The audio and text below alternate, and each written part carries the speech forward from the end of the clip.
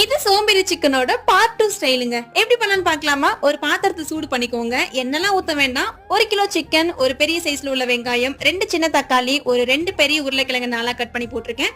கொஞ்சமா கறி லீஃப், இஞ்சி பூண்டு பேஸ்ட் தட்டினது, கூடவே மிளகாத்தூள், மஞ்சத்தூள், கொத்தமல்லி தூள், 2 டீஸ்பூன் அளவுக்கு சிக்கன் பவுடர், எண்ணெய், உப்பு இது எல்லாத்தையும் சேர்த்து ஒன்னா மிக்ஸ் பண்ணிடுங்க.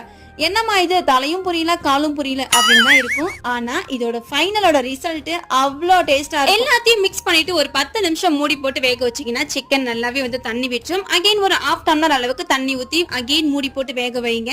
அவ்வளவுதான். இப்போ உருளைக்கிழங்கும் இந்த சிக்கனும் ரொம்பவே சூப்பரா ரெடி ஆயிடுச்சு. கடைசியா இந்த சிக்கனை இன்னும் டேஸ்டா மாத்துறதுக்கு நல்ல தண்ணியெல்லாம் சுண்டினதுக்கு அப்புறமா அகைன் கொஞ்சமா பெப்பர் பவுடர், இந்த கஸ்தூரி மேத்தி, 2 டீஸ்பூன் அளவுக்கு எண்ணெய் இதெல்லாம் விட்டு நல்லா மிக்ஸ் பண்ணி பெரட்டி எடுத்தீங்கன்னா ரொம்பவே டேஸ்டியான சோம்பேறி சிக்கன் பார்ட் 2 ரெடி. ட்ரை பண்ணலைன்னா உடனே ட்ரை பண்ணி பாருங்க, உங்களுக்கு பிடிக்கும். வீடியோக்கு லைக் பண்ணிட்டு போங்க.